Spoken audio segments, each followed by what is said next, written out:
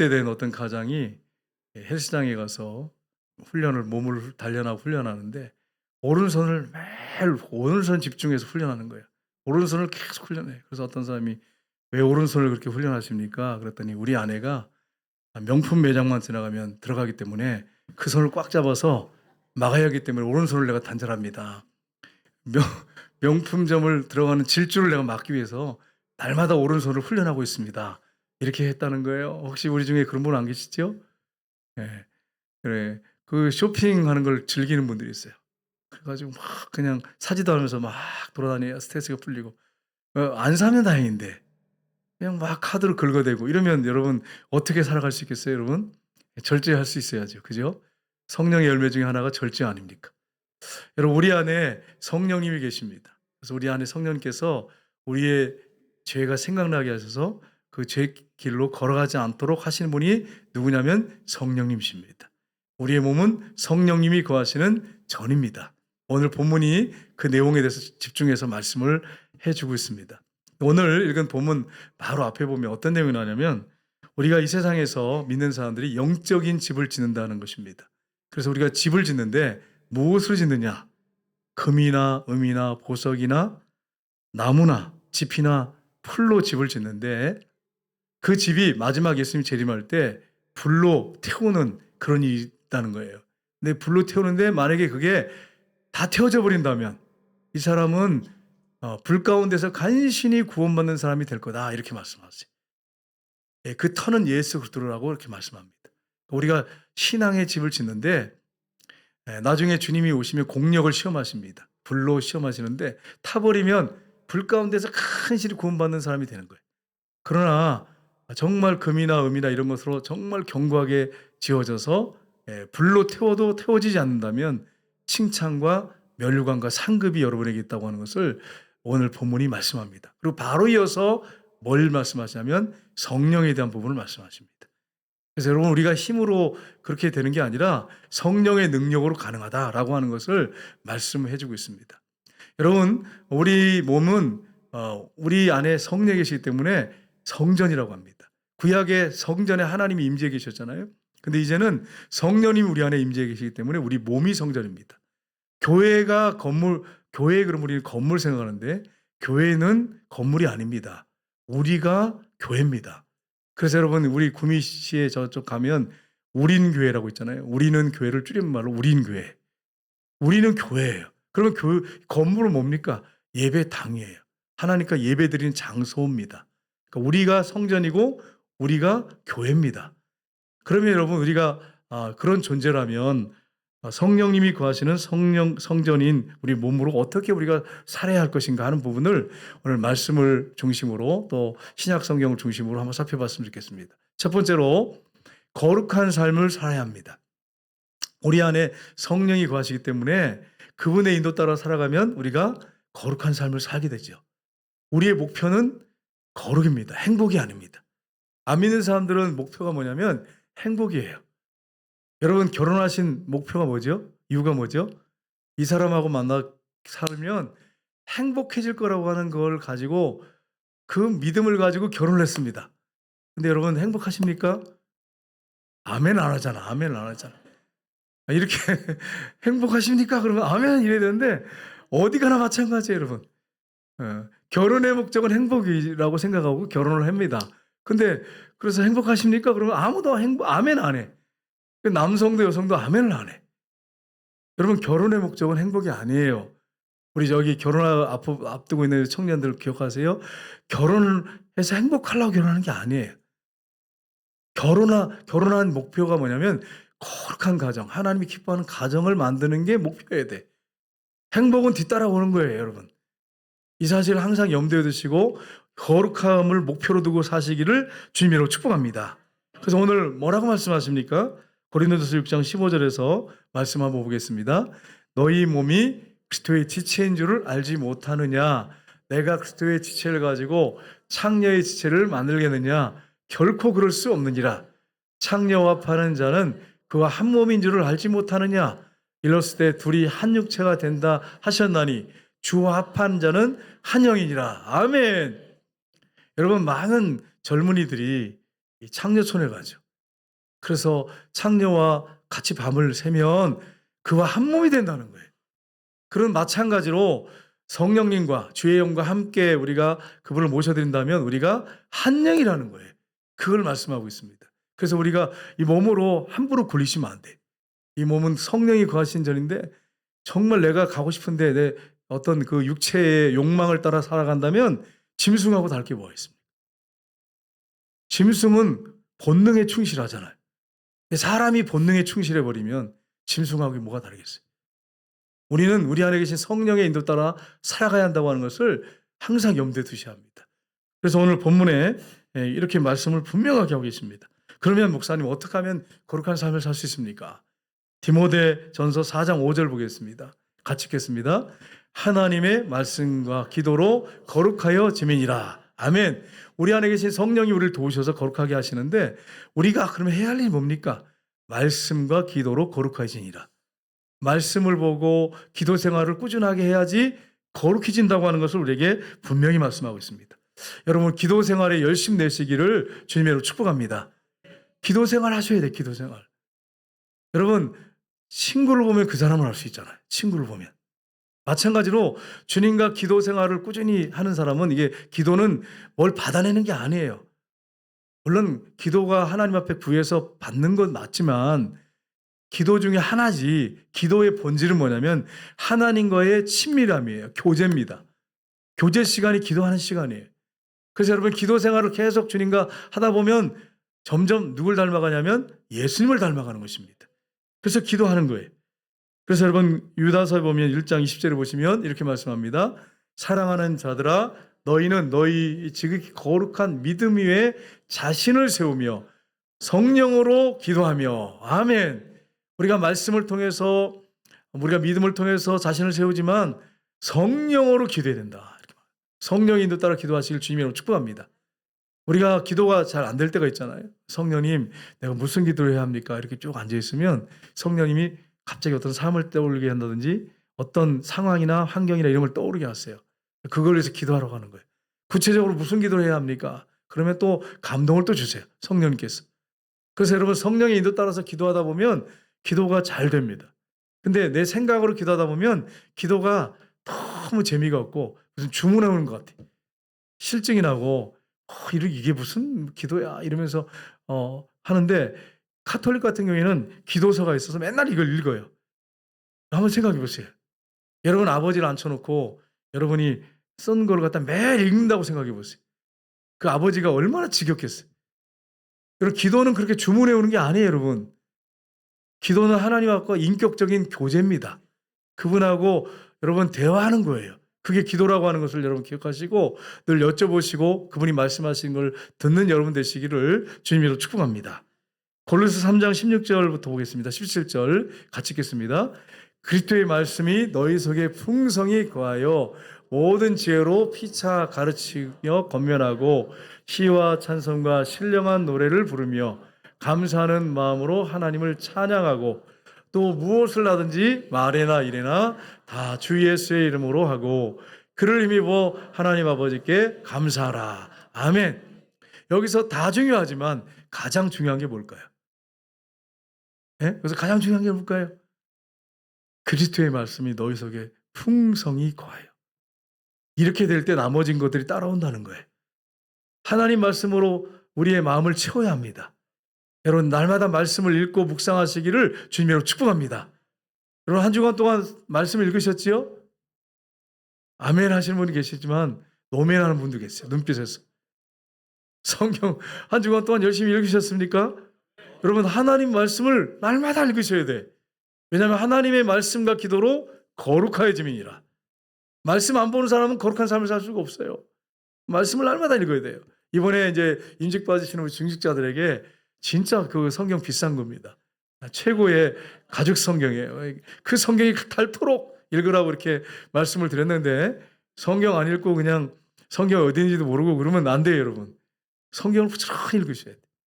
우리나라의 선교사님 중에 미국 장로 교단에서 파송된 선교사님 중에 알빈 스넬러라고 하는 선교사님이 계십니다. 이게 처음 들어본 이름이죠. 이분이 우리나라에 오셔서 33년 동안을 선교 사역을 하셨습니다. 이분이 한국을 너무 사랑하셔서 은퇴하시고 미국에 가셔서 또 한국어를 가르쳐요.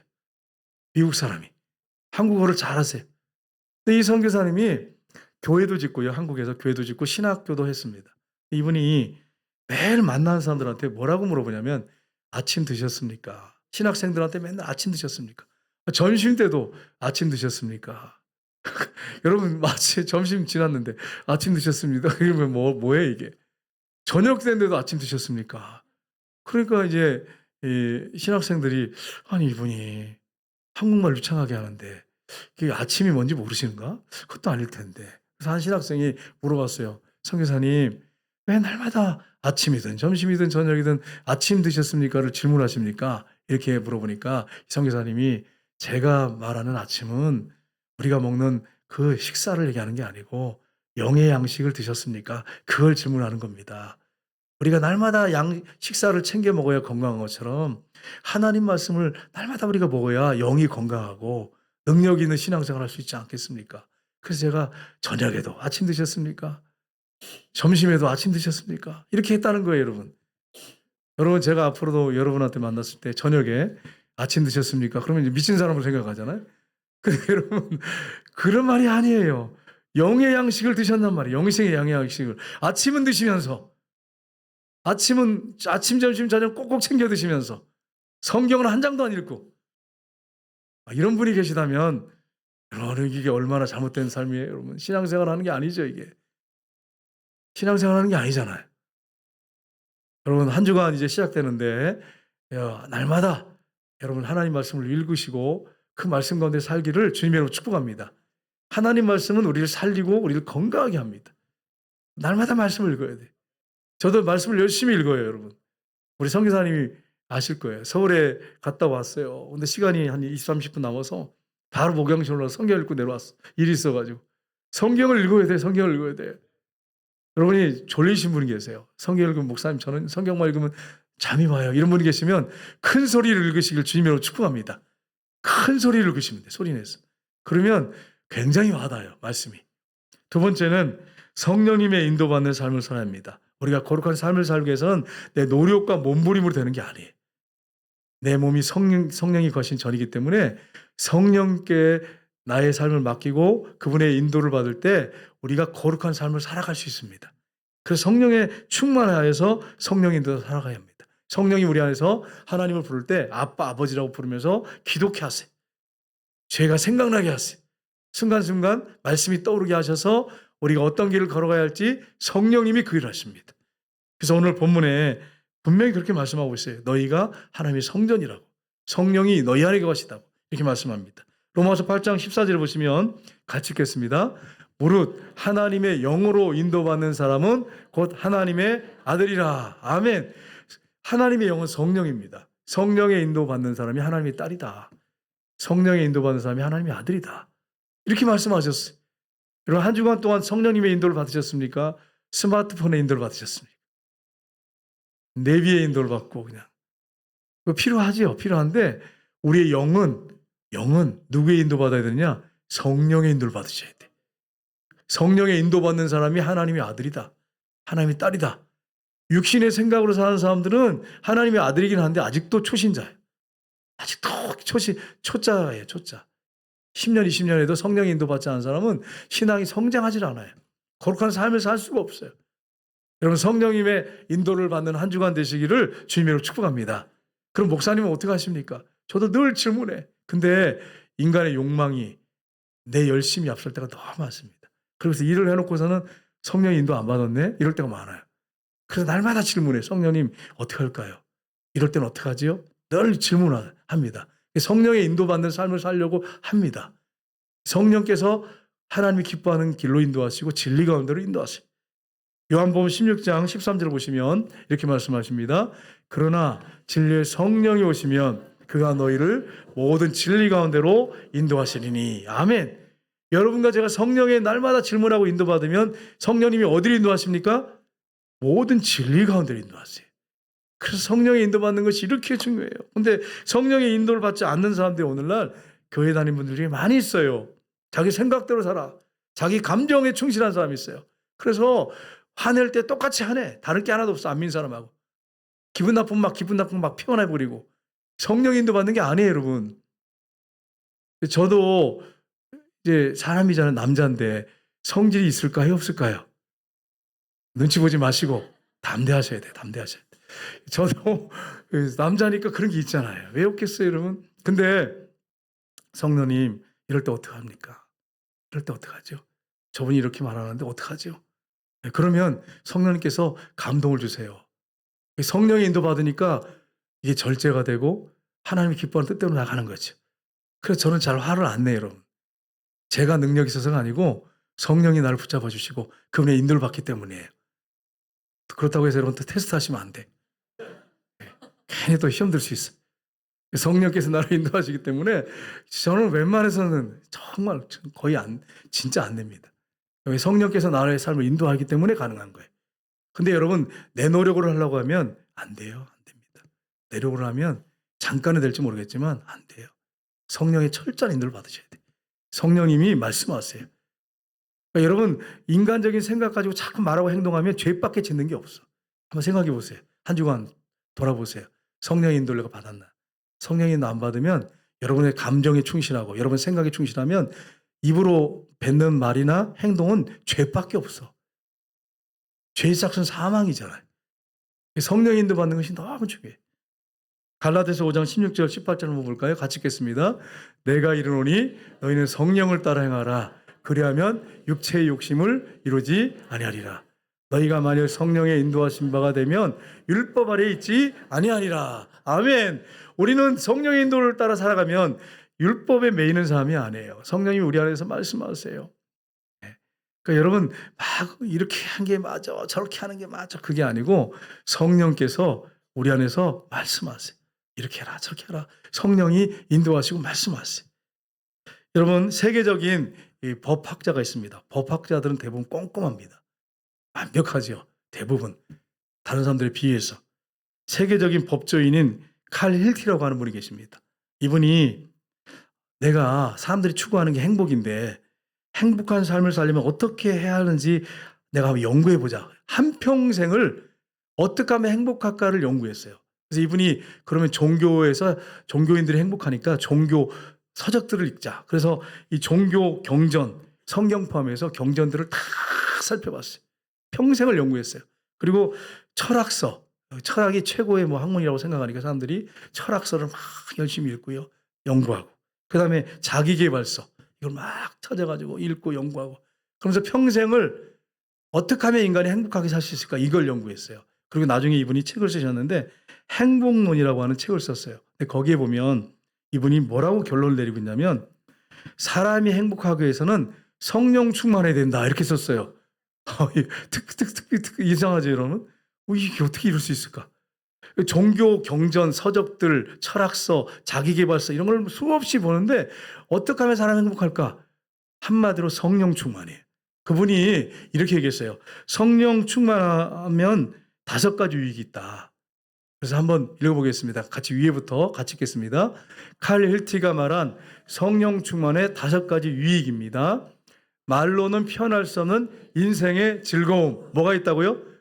말로 설명이 안 되는 인생의 즐거움이 있대. 목사님 정말 그렇습니까? 맞아요. 제가 성령 충만할 때 내 안에서 흘러넘치는 말로 표현할 수가 없어요. 이걸 어떻게 말로 표현하겠어요? 즐거움이 있어요. 즐거움이 있어요. 2번째 뭡니까? 모든 사람과 사물에 대한 공포에서 해방이 됩니다. 성령 충만하면 대인공포증 이게 사라져버려요. 고소공포증 뭐 이런 것들 뭐 인간에 대한 어떤 조울증, 우울증 이런 것들이 성령 충만하면 사라져버려요. 그리고 3번째 뭡니까? 모든 염려에서의 자유. 염려가 문제가 없어진다는 게 아니고 문제가 여전히 있는데 염려, 내 마음에 있는 염려가 사라져서 자유롭게 된다는 거예요. 자유롭게 된다는 거예요. 4번째 뭡니까? 세상에 존재하지 않는 열정과 생기소유. 세상에서 줄 수 없는 그런 열정이 생긴다는 거예요. 열정. 5번째 뭡니까?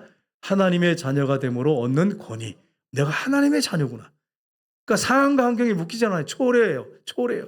그래서 이분이 세계적인 법학자가 이렇게 연구를 해가지고 평생을 연구해서 결론 내린 게 뭐냐면 성령 충만에 행복하다, 그 사람 그거예요. 그렇게 법조인이 됐어요. 이건 어떤 일반 사람이 얘기한 게 아니에요. 법조인이 평생 법하고 같이 씨름하면서 책을 연구했던 카릴티라고 하는 세계적인 법학자가 얘기한 거예요. 이분이 성령 충만해야 행복하고 성령 충만하면 5가지 위기 온다, 우리에게 이렇게 썼어요. 그러니까 여러분, 제가 이걸 새겨놓고 내가 성령 충만을 구해야겠다, 이런 마음을 갖게 됐어요. 성령 충만하셔야 돼요. 세 번째는 우리의 몸으로 하나님께 영광을 돌리는 삶을 살아야 합니다. 우리 안에 성령님이 계시잖아요. 우리가 성전인데 목표가 있어야 돼요. 목표가. 그게 뭡니까? 하나님의 영광입니다. 하나님의 영광을 위해 살아야 돼요. 하나님이 우리 창조한 목적이 있습니다. 이사야 43장 7절 보겠습니다. 같이 읽겠습니다. 내 이름으로 불려지는 모든 자 곧 내가 내 영광을 위하여 창조한 자를 오게 하라. 그를 내가 지었고 그를 내가 만들었느니라. 아멘. 누구의 영광을 위해 창조됐다고요? 하나님의 영광을 위해 창조됐대요. 여러분, 얼마나 감사합니까? 저 여러분, 하나님의 영광을 위해 창조되는데 인간의 생각으로 어떻게 우리가 하나님께 영광 돌릴 수 있겠어요? 내 안에 계신 성령의 충만함, 내 안에 계신 성령의 인도를 따라 살아야 하나님께 영광을 올려드릴 수 있는 거지, 내 노력으로 어떻게 할 수 있겠어요? 하나님께서 여러분과 저를 사랑하셔서 교제의 대상으로 만드시고 여러분과 저를 통해서 영광받기 위해서 저 여러분을 만드셨어요. 여러분과 저는 존귀한 존재들입니다. 하나님의 형상이 여러분 안에 있습니다. 인물 보지 말고 거울 보고 이렇게 못생겼나 이러지 마시고 어디부터 고칠까 이러시면 안 돼. 여러분, 하나님의 형상대로 창조한 존귀한 사람들이에요. 고린도전서 6장 19절 20절 한번 보겠습니다. 같이 읽겠습니다. 너희 몸은 너희가 하나님께로부터 받은 바 너희 가운데 계신 성령의 전인 줄 알지 못하느냐? 너희는 너희 자신의 것이 아니라 값으로 산 것이 되었으니 그런즉 너희 몸으로 하나님께 영광을 돌리라. 아멘. 예수님이 여러분과 저를 위해서 여러분과 저의 죄를 다 짊어지고 십자가에서 피를 다 쏟으시고 물을 다 쏟으시고 죽어주셨어요. 피값을 주고 여러분과 저를 샀어요. 여러분, 존귀한 자들이에요. 여기 앉아 계신 분 중에 정말 쓸모없는 사람이 한 사람도 없어요. 피값으로 산 여러분은 존귀한 자들이에요. 하나님이 그렇게 피값을 쓰고 샀으니 얼마나 귀하게 여기겠어요. 여러분 얼마나 사랑하시겠어요. 자기 생명을 주고 샀는데 여러분 얼마나 사랑하겠어요. 여러분, 어머니들이 상고의 고통을 겪고 아이를 낳습니다. 많이 몸을 트는 분들, 이런 분들은 자녀에 대한 애착이 더 크죠. 자기의 아들을 내어주셨고 예수님은 자기 온몸에 피를 흘려서 우리를 낳았어요. 그러면 여러분과 저희를 향한 사랑이 얼마나 애틋하겠어요. 그런 사랑을 받고 있는 사람들이 저와 여러분이에요. 그 사랑 가운데 우리가 살아야 돼요. 근데 여러분, 우리가 이 몸을 어떻게 해야 됩니까? 그 피값을 샀으니까 이 몸으로 하나님께 영광을 올려드려야 됩니다. 고린도전서 10장 31절 보겠습니다. 같이 읽겠습니다. 그런즉 너희가 먹든지 마시든지 무엇을 하든지 다 하나님의 영광을 위하여 하라. 아멘. 먹든지 마시든지 무엇을 하든지 다 하나님의 영광을 위하여 하라. 우리 여기 남성분들 계시고 여성분들 계시는데 여러분, 어떤 분들은 술자리에 가서 술을 마음껏 드시는 분이 있어요. 직장에서. 그리고 또 교회 와서는 또 열심히 신앙생활 하시고. 뭐 처음에는 그럴 수 있어요. 여러분, 이해합니다. 충분히 그럴 수 있어요. 근데 이제 신앙의 수준이 올라가고 직분이 막 올라가는데도 여전히 술을 즐겨. 한번 생각해 보세요. 먹든지 마시든지 무엇을 하든지 하나님 영광을 위하여. 제가 여기 이제 술이 되었다고 생각해 보세요. 하나님 아버지, 하나님의 영광을 위해서 내가 이거 먹겠습니다. 됩니까? 안 됩니까? 그러니까 여러분, 이상한 말을 하면 안 돼. 성경에 술 먹지 말란 말이 어딨냐, 술 취하지 말라 그런 말이 어딨냐 이러면서 막 따지는 분이 있어요. 먹든지 마시든지 하나님의 영광을 위하여 하라. 야, 안 되잖아. 일단 안 돼. 담배 피시는 분들 먹든지 마시든지 하나님의 영광을 위해서 하나님 한 대 쭉 빨겠습니다. 영광을 위해서. 이게 돼요? 안 되잖아. 제가 며칠 전에 추운 날 이렇게 집에 이제 차를 가지고 딱 도착을 해서 내렸어요. 그랬더니 어떤 분이 구석에, 요즘에 그러잖아요. 담배 피시는 분들 숨어서 피잖아요. 여러분, 예수 믿어도 담배 피워도 돼요, 처음에는. 근데 신앙이 올라가고 성령 충만한데 담배 핀다 그러면 안 되잖아요. 처음에는 괜찮습니다. 근데 여러분, 그분이 담배를 막 피우고 있어. 제가 그분이 목사인 줄 알거든요. 제가 딱 봐서 담배 맛있습니까? 이렇게 질문했어요. 좀 제가 짓궂죠, 여러분. 죄송해요. 그랬더니 한 대 쭉 빨아보십시오. 죽입니다. 이러더니 죽. 죽인대요, 저보고. 그래가지고 어떻게 하는 게 죽인지 모르겠지만 죽인대요, 저보고. 그러면서 막 웃더라고요.